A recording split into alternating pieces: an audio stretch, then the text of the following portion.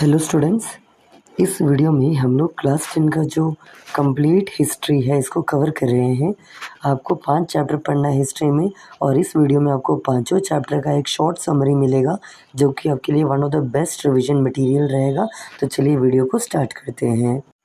तो जैसे कि आप यहाँ पर देख पा रहे हैं, अपना पहला चैप्टर का नाम है rise of nationalism in Europe.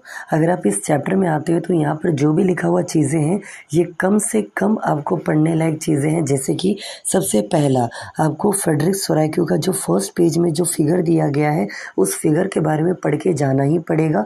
और उस फिगर के नीचे उस जो पॉइंट्स लिखा गया है, जैसे कि स्टैचू ऑफ लिबर्टी के एक हाथ में क्या था, दूसरे हाथ में क्या था, वहाँ पर जो फ्लैग है वो क्या चीज़ को रिप्रेजेंट करता है, जो आसमान में जो गॉड है और वो क्या चीज़ को रिप्रेजेंट करता है, जो ज़मीन में गिरा हुआ ब्रोकन थिंग्स है ये क्या चीज़ को रिप्रेजेंट करता है। तो आपको ये सारी चीज़ें याद रहना चाहिए। और उसी पेज में आपको ये भी बोला गया है यूटोपियन विजन क्या है और एब्सोल्यूटिस्ट क्या है। आपको ये सारा टर्म्स आपको पहले पेज से पढ़ के जाना है। दूसरी अगर आप बात करोगे इस पेज में नहीं आगे बढ़ोगे तो आपको ट्रीटी ऑफ वायना क्या है आपको पढ़ के जाना था। 1815 में एक समझौता होता है, उसी का नाम है ट्रीटी ऑफ वायना। आपको ये पढ़ के जाना है, किसने मीटिंग बुलाया, मीटिंग कहाँ हुआ, मीटिंग का फैसला क्या था, ये सब आपको। और किस देशों की लड़ाई के कारण नेपोलियन बोनापार्टे हारा था या ट्रीटी ऑफ वायना बुलाया गया था। तो ये सारी चीज़ों को पढ़ के जाना है, याद करके जाना है। तीसरा है नेपोलियनिक कोड 1804। 1804 में एक नेपोलियनिक कोड नाम का कोड हुआ था जिसको यूनिफॉर्म सिविल कोड भी कहा जाता है। आपको ये पढ़ के जाना है। एंड चौथा चीज़ जो आप यहाँ पर देख पा रहे हैं which is called Italy and Germany unification, मतलब इटालियन यूनिफिकेशन या यूनिफिकेशन ऑफ इटली का ये आपको ये भी पढ़ के जाना है एंड यूनिफिकेशन ऑफ जर्मनी भी पढ़ के जाना है। आई पर्सनली बिलीव या तो जर्मन यूनिफिकेशन या तो इटालियन यूनिफिकेशन या तो एक्ट ऑफ यूनियन। और एक्ट ऑफ यूनियन का जो दूसरा पैराग्राफ है जिसमें लिखा गया है a similar fate was faced by the Ireland. तो ये चारों कहानी में से कोई ना कोई एक टॉपिक आपसे पूछ ही देगा, या तो इटली या तो जर्मनी या तो आयरलैंड या तो इंग्लैंड का एक्ट ऑफ यूनियन। ओके, तो आपको ये पढ़ के जाना था Italian unification and German unification. इसके बाद एक्ट ऑफ यूनियन पढ़ लीजिएगा एंड साइड ग्लोसरी में जो भी टर्म्स दिए रहेंगे आपको ये भी करके जाना है। इसके अलावा इस चैप्टर में आपको बहुत सारे पर्सनैलिटीज़ का नाम पढ़ना है। जैसे कुछ नाम सुनिएगा, चाहे वो ड्यूक मैटरनिक हो, चाहे नेपोलियन बोनापार्टे हो, चाहे वो आपका फ्रेडरिक सोराक्यू हो, चाहे वो गिउसेप मज़ीनी हो, चाहे वो गैरिबाल्डी हो, चाहे लॉर्ड बायरन हो, चाहे और भी जो पर्सनालिटीज़ है जैसे काउंट केवर हो, विक्टर इमैनुअल टू हो, या और भी नाम सुनिए ओटो वन बिस्मार्क हो। इस तरह जितनी भी आपको टर्म्स दिया गया था, मतलब पर्सनालिटीज़ के नाम दिया गया, ये पढ़ के ज़रूर जाइएगा क्योंकि कोई ना कोई एक आ सकता है, ऐसा मेरा विश्वास है। ओके, और इस चैप्टर में आपको बहुत सारे न्यू टर्म्स भी पढ़ना था। जैसे कि हम नाम बता दें कुछ, जैसे याद है फ्री ट्रेड एग्रीमेंट था एक जिसको कस्टम यूनियन कहते थे, जोल्वरिन। जोल्वरिन क्या है पूछ देगा, एली नाम का वर्ड क्या था, या तो ले पैट्रिया, ला सिटीजन या ला टालिया। तो इस तरह का कुछ टर्म्स था, आपको इस चैप्टर में पढ़ना, तो आपको ये टर्म्स भी पढ़ के जाना है। नेक्स्ट है ट्रीटी ऑफ कॉन्स्टेंटिनोपल, जिसके तहत ग्रीस को आज़ादी मिला किसके चुंगलों से, तो वो था आपके ऑटोमन एम्पायर के चुंगलों से ग्रीस को आज़ादी मिला था। तो ये treaty of Constantinople very important, ये भी पढ़ लीजिएगा। एंड फाइनली फ्रैंकफर्ट पार्लियामेंट, ये आपके जर्मन यूनिफिकेशन का टॉपिक है फ्रैंकफर्ट पार्लियामेंट, तो आप ये भी पढ़ लीजिएगा, देख लीजिएगा। और सबसे इंटेंट टॉपिक था जिसका नाम था इंपीरियलिज्म, मतलब साम्राज्यवाद, जिसके अंदर आपको बाल्कन क्राइसिस पढ़ना था, तो आपको ये भी देख के जाना है। और इस तरह 4 मिनट में आपका पहला चैप्टर यहाँ पर कंप्लीट होता है। अब चलिए सेकंड चैप्टर की ओर बढ़ते हैं जिसका नाम है नेशनलिज्म इन इंडिया।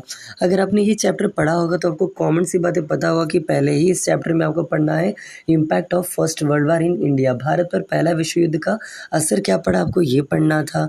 फिर गांधी जी का जो सत्याग्रह था, जो भारत में 4-5 सत्याग्रह का नाम आपको पढ़ना है। जैसे कि सबसे पहला था चंपारण सत्याग्रह, आपके एनसीईआरटी के अकॉर्डिंग 1916 लिखा होगा, तो आपको वो चंपारण सत्याग्रह पढ़ना है जिसको first Satyagraha of Gandhi ji कहा जाता है, जो कि बिहार में नील की खेती जिसको इंडिगो कहते हैं उसके खिलाफ हुआ था। तो आपको ये पढ़ना है। उसके बाद आपको खेदा सत्याग्रह, फिर Ahmedabad cotton mill strike, then उसके बाद आपको नॉन कॉपरेशन मूवमेंट, देन आपको civil disobedience movement and quit India movement. ये सबसे आखिरी पेज में दिया गया है एक बॉक्स के अंदर, क्विट इंडिया मूवमेंट। तो इस तरह आपको 5-6 मूवमेंटों का नाम पढ़ना था जो कि गांधी जी द्वारा किया गया है। इसके अलावा आप आगे बढ़ेंगे तो यहाँ पर रॉलेट एक्ट, जिसको ब्लैक एक्ट भी कहा जाता है भाई गांधी जी, तो ये रॉलेट एक्ट का डेफिनेशन आपको पढ़ के जाना है, ये इंपॉर्टेंट है।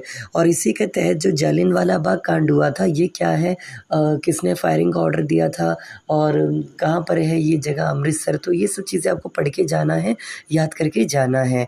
देन जालियनवाला बाग के बाद लोगों का क्या क्या इसका असर पड़ा, लोगों ने क्या क्या किया इसके विरोध में आकर, और ब्रिटिश गवर्नमेंट ने फिर क्या किया, आपको ये भी पढ़ना है। देन इसी में आपको पढ़ना था ऑटोमन एम्पायर, जिसका नाम है खिलाफत मूवमेंट। ऑटोमन एम्पायर जब हारता है फर्स्ट वर्ल्ड वार में, तो इसके बाद इंडिया के जो मुसलमान थे उन्होंने खिलाफत आंदोलन स्टार्ट किया। बेसिकली दो भाई थे जिनको आप लोग दो लीडर कहते हो, उनको हम लोग अली ब्रदर्स कहते हैं, शौकत अली एंड मोहम्मद अली। तो इनके द्वारा जो किया गया था खिलाफत आंदोलन, आपको पढ़ना है 1919। इसके बाद आपको पढ़ना है non cooperation movement and CDM का डिफरेंस आपसे सीधा पूछ दिया जाएगा कि नॉन कॉपरेशन मूवमेंट और सिविल डिसोबीडियंस मूवमेंट्स में डिफरेंट क्या है। और स्वराज मूवमेंट नाम का, देखिए हम यहाँ पर लिखे नहीं है, लेकिन आपको ये समझ के जाना है कि एक स्वराज पार्टी नाम की पार्टी बनी थी 1923 में। तो उसके बारे में आप क्या जानते हो, सी आर दास और मोतीलाल नेहरू द्वारा बनाया गया था, वो भी पढ़ लीजिएगा। देन चौरी चौरा कांड भी हम यहाँ पर नहीं लिखे, आपको ये समझना है कि यहाँ चौरी चौरा कांड जो कि 5 फरवरी 1922 को हुआ था, इसी कारण गांधी जी ने नॉन कॉपरेशन मूवमेंट को विड्रॉ किया था। देन गांधी इरविन पैक्ट क्या है, आपको ये पढ़ के जाना है, जो कि 1931 5 मार्च को हुआ था और इसके तहत सीडीएम को विड्रॉ किया गया था। देन पूर्णा पैक्ट जो कि गांधी जी और बी आर अम्बेडकर के बीच में हुआ था 1932 में, आपको ये पढ़ के जाना है। इसी के तहत सेपरेट इलेक्टोरेट का डिमांड किया गया था और रिजर्वेशन का पहली बार बात उठाया गया था। देन क्विट इंडिया मूवमेंट के बारे में पढ़ना है, कुछ पर्सनालिटीज़ के नाम पढ़ना है। जैसे कि अगर हम आपसे पूछे कुछ इंडस्ट्रियलिस्ट का नाम बताओ जो कि इंडियन फ्रीडम के उस टाइम में दौरान जिंदा थे 1940 के आसपास, तो आपके एनसीईआरटी में 2-3 नाम दिया, जैसे कि बिरला, देन मान लीजिए एक है आपका पुरुषोत्तम दास ठाकुर, देन जमशेदजी टाटा, जो भी है टाटा। तो इस तरह कुछ नाम है जो आपको पढ़ के जाना है। इसके अलावा और भी नाम है, जैसे बंकिम चंद्र चट्टोपाध्याय या चैटर्जी आप कहते हो, या मतलब हम लोग कहते हैं। देन रवि वर्मा जो थे, जो कि पेंटर थे एक, और भी बहुत सारे पर्सन, नतेशा शास्त्री कौन थी, या बाल गंगाधर तिलक कौन थे। तो ये सब कुछ नाम पढ़ के जाइएगा, okay. Then quit India movement पढ़ लीजिएगा एंड रोल ऑफ, मतलब एक एक करके आपसे रोल पूछा जा सकता है, जैसे कि बिग इंडस्ट्रियलिस्ट का क्या रोल था, देन आपका पुअर पेजेंट्स का क्या रोल था, या आपके वुमेंस का क्या रोल था, या स्टूडेंट्स का क्या रोल था। तो इस तरह आपको रोल ऑफ अलग अलग रोल्स पढ़ के जाना है, चाहे वो सीडीएम में हो चाहे वो नॉन कॉपरेशन मूवमेंट में हो। और अगर सीडीएम अगर आप पढ़ रहे हैं तो वहाँ पर एक और टॉपिक था जिसको हम लोग कहते हैं लिमिटेशंस ऑफ सीडीएम, तो आपको वो लिमिटेशंस भी पढ़ के जाना है। एंड 1 मार्क ऑब्जेक्टिव टाइप के कुछ सवाल है इस चैप्टर में, आपको वो सब चीज़ें भी पढ़ के जाना है। और इस तरह हम लोग नेशनलिज्म इन इंडिया नाम का चैप्टर भी यहाँ पर कवर कर चुके हैं। तो 8 मिनट में आपका 2 चैप्टर कंप्लीट हुआ। आई होप आपको ये बोरिंग नहीं लग रहा होगा मेरा लेक्चर। तो चलिए ज़रा जल्दी, क्योंकि इंपॉर्टेंट है। अभी अगर आप लास्ट टाइम में अगर आपको बोर लगे तो हम नहीं जानते आपके साथ क्या होगा। तो चलिए एंड अप करते हैं, ज़रा जल्दी से चैप्टर नंबर 3 पर आते हैं। चैप्टर नंबर 3 का नाम था मेकिंग ऑफ ग्लोबल वर्ल्ड, जिसके अंदर आपको बेसिकली 4 सेक्शन में इस चैप्टर को डिवाइड किया गया है। पहले सेक्शन का जो है उसमें आपको क्या पढ़ना है मेनली, तो उसमें पढ़ना था सिल्क रूट के बारे में। वेरी इंपॉर्टेंट, सिल्क रूट क्या है, क्या चीज़ का ट्रेडिंग होता था, कहाँ से कहाँ है, ये ज़रा पढ़ लीजिएगा। इसमें टर्म यूज़ होता है, इसका नाम है ग्लोबलाइजेशन। प्लीज़ अलग से आप कम से कम 5-10 लाइन ग्लोबलाइजेशन के बारे में लिखने के लिए पढ़ लीजिएगा। देन इसी पेज में इसके सेकंड पेज में स्पैगेटी क्या है, देन और भी कुछ फूड आइटम जो इंडिया से नहीं, मतलब चाइना से अलग अलग जगह पहुंचा, चाहे वो पास्ता हो, तो ये सब पढ़ लीजिएगा। स्पैगेटी के बारे में, नूडल्स के बारे में देख लीजिएगा। देन एक कानून था कॉर्न लॉ, वेरी इंपॉर्टेंट है कॉर्न लॉ, जो कि इंग्लैंड में लागू हुआ था, ये क्या आप पढ़ लीजिएगा।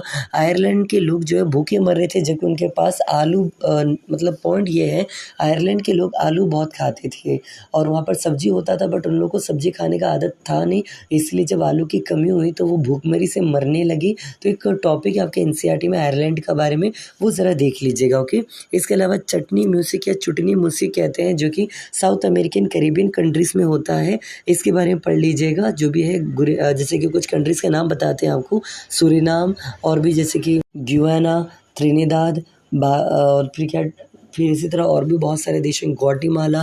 तो ये सब जो कैरिबियन सी कंट्री है, कैरिबियन सी क्या है basically, north America south America का बीच का जो प्लेस है, वाटर बॉडी, उसको कैरिबियन सी कहते हैं। और वहीं पर बहुत सारे कुछ देश हैं जो कि छोटे छोटे देश हैं, और वहाँ पर बिहारी लोग जो कि बहुत सारे पहले इंडेंजर्ड लेबर बना के जो यहाँ से वहाँ ले जाया जाता था। इस सिस्टम को न्यू सिस्टम ऑफ स्लेवरी भी कहा जाता है, कि इंडिया वालों को वादा किया जाता था हम लोग के साथ चलिए, वहाँ चलेंगे तो आपको नौकरी देंगे, ये देंगे वो देंगे, फिर कमा के वापस आई जाइएगा। लेकिन ऐसा होता नहीं था, बहुत सारे इंडेंजर्ड लेबर उसी कंट्री में रुक जाती थी। और आज भी अगर आप जाते हैं कहाँ की ओर, that is called north south America की ओर, वहाँ पर बहुत सारे आपको बिहारी लोग मिलेंगे, क्योंकि वो लोग इंडिया से जाके वहीं पर बस गए थे। तो ये सब कुछ चीज़ें जो आपको जानना है। देन डिस्कवरी आपको पढ़ना है, जैसे कि अमेरिका का खोज किसने किया, ये सब। और एक बहुत बड़ी महामारी थी जिसका नाम है रेंडरपस, जो कि अफ्रीका में फैलाया गया था बाय द ब्रिटिश। तो ये सब आपको यहाँ पढ़ के जाना है।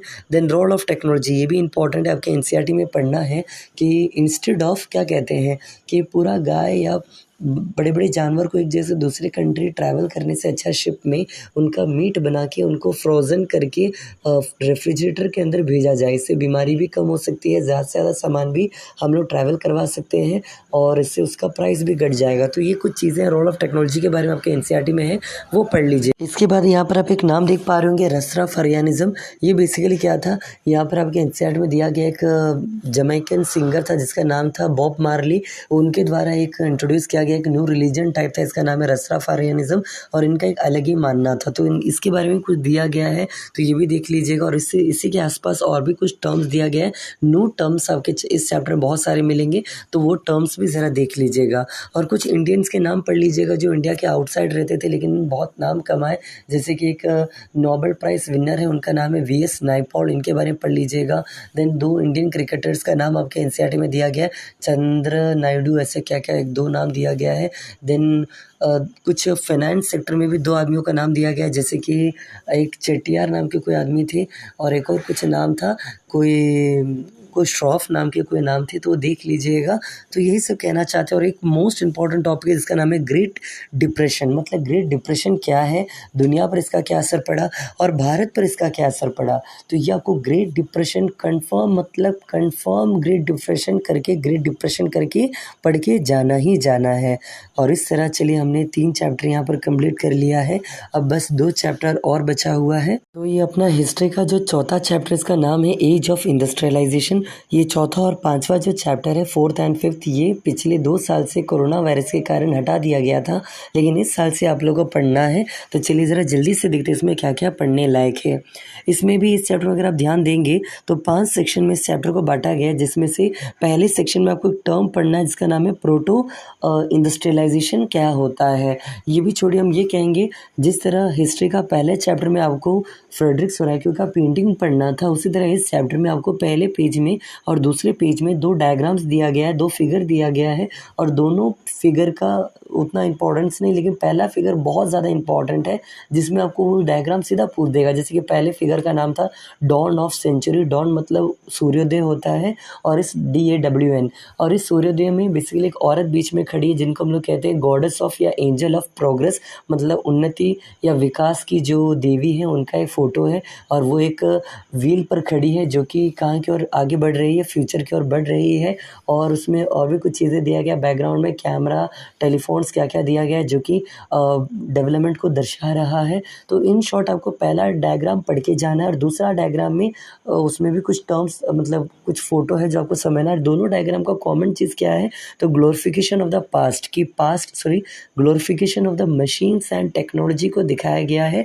हम कहना ये चाहते हैं, इस चैप्टर में पहले एक डायग्राम दिया गया है जिसको आपको अच्छे से पढ़ के जाना है। इसके अलावा अगर आप और आगे बढ़ते हैं, इस चैप्टर में बहुत सारे साइंटिस्ट के नाम दिएंगे, साइंटिस्ट एंड जो इन्वेंशन के उनके नाम दिए, जैसे कि हम पूछते पावरलूम का डिस्कवरी किसने किया, कॉटन मिल का पहला कॉटन मिल किसने स्टार्ट किया, या पहली बार मतलब ये डायग्राम ये फिगर किसने बनाया, वो फिगर किसने बनाया।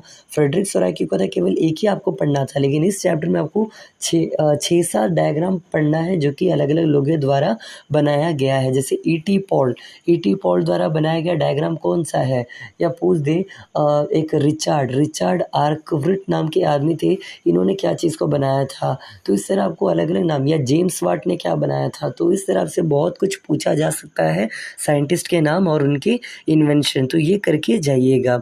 और यहाँ पर फर्स्ट मतलब होता है ना, फर्स्ट कॉटन मिल कहाँ है, कौन सा है, then first jute mill, India का पहला कॉटन मिल। तो इस तरह फर्स्ट करके 2-3 सवाल आपसे पूछा जा सकता है।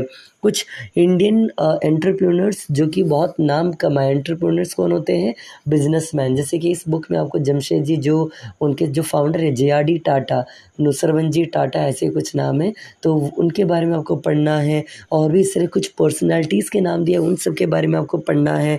देन एडवर्टाइजमेंट का क्या योगदान होता है एक ब्रांड को चलने में या ना चलने में, मतलब एडवर्टाइजमेंट क्या है, उसका योगदान क्या है, आपको ये बताना है। इसके बाद अगर आप और देखेंगे इस चैप्टर में, तो इंडस्ट्रीज़ आने से पहले का हालत क्या था और इंडस्ट्रीज़ आने के बाद मतलब उस दौरान क्या क्या बदलाव हुआ, और उस टाइम में वर्कर्स का कंडीशन क्या क्या चेंजेस हुआ, आपको ये सब इस चैप्टर में पढ़ के जाना है। और इंडस्ट्रीज जो है बाद में कॉलोनीज़ में शिफ्ट होने लगे, पहले आए थे बड़े बड़े सिटीज़ में, जैसे कि दुनिया का फिनिशिंग सेंटर कौन कहलाता था, लंदन नाम का शहर को कहलाते थे फिनिशिंग सेंटर। बाद में वहाँ से हट के ये कॉलोनीज़ क्या होता है, जैसे इंडिया में ब्रिटिश 3 कॉलोनी बना के राज करता था, बंगाल, बम्बई और मद्रास। तो अलग अलग कॉलोनीज़ में इन लोग का ये खुलने लगा।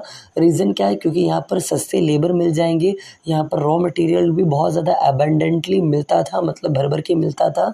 तो इन सब के कारणों के कारण उनका इंडस्ट्रीज़ जो है शिफ्ट होने लगा कहाँ की ओर, रूरल एरियाज़ की ओर, या तो कंट्री साइड की ओर। पहले ये टाउन्स एंड सिटीज़ में हुआ करता था, बाद में रूरल एरियाज़ में आ गया। इनका रीज़न आपसे पूछा जा सकता है।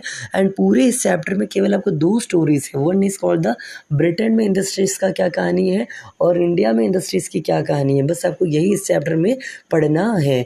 और अगला चैप्टर की ओर अगर आते हैं, लास्ट चैप्टर की ओर, जिसका नाम है printing culture and the modern world.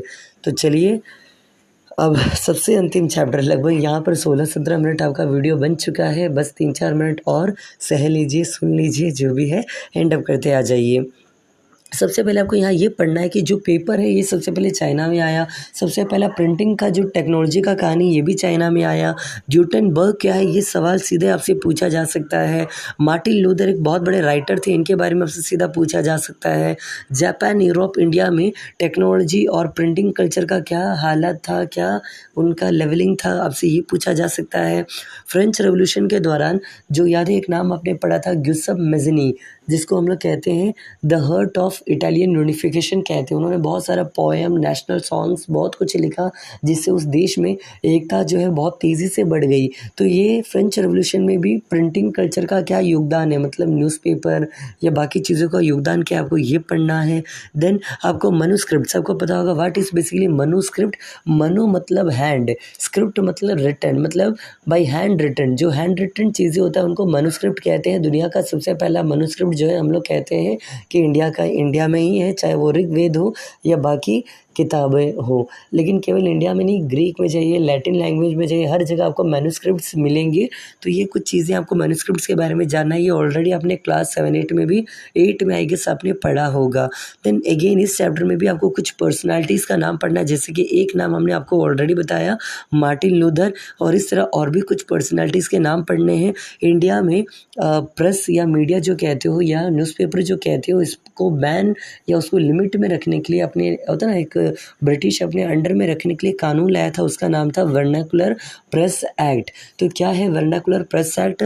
इसको गैंगिंग एक्ट भी कहा जाता है आई गेस। तो इसके बारे में आपको पढ़ के जानना है। एंड कुछ इस चैप्टर में बहुत सारे आपको न्यू वर्ड्स मिलेंगे, तो ये प्लीज़ ये न्यू वर्ड्स भी करके जाइएगा। एंड इस तरह हमने पूरा हिस्ट्री को यहाँ पर कवर किया। आई होप आपको ये मेरा वीडियो पसंद आया होगा। अगर वीडियो पसंद आया तो प्लीज़ ज़रा फ्रेंड्स के साथ भी शेयर कीजिएगा, क्योंकि नॉलेज बांटने से आपका कुछ जाएगा नहीं, लेकिन चलिए किसी और को कुछ तो पा लेगा, वो भी कुछ पा लेगा। एंड जैसे कि आप देख पा रहे हैं हम लोग का सब्सक्राइबर लगभग 500 के आसपास है।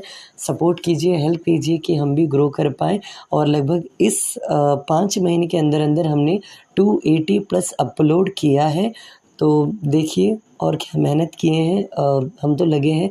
आप भी थोड़ा हेल्प कीजिए कि मेरा चैनल या हमारा चैनल ग्रो कर पाए। और फाइनली एक और बात कहना चाहेंगे, यहाँ पर 20 मिनट में आपका वीडियो यहाँ पर कवर हो चुका है। और अपने चैनल पर एक प्लेलिस्ट है जिसका नाम है फ्यूचर गाइडेंस। आप लोग 10 पास आउट होने वाले हो, उस फ्यूचर गाइडेंस वाले प्लेलिस्ट में कुछ वीडियोस पड़े हैं जो मे भी आपके लिए बहुत ही यूज़फुल होंगे, तो एक बार वो भी देखिएगा। और अगर क्या कहते हैं, हम और भी कुछ उसमें अपलोड करेंगे। तो अभी के लिए बस इतना ही। अगर आपको वीडियो अच्छा लगा हो तो प्लीज़ चैनल को सब्सक्राइब कीजिएगा, सपोर्ट कीजिएगा और कुछ नहीं। Thank you.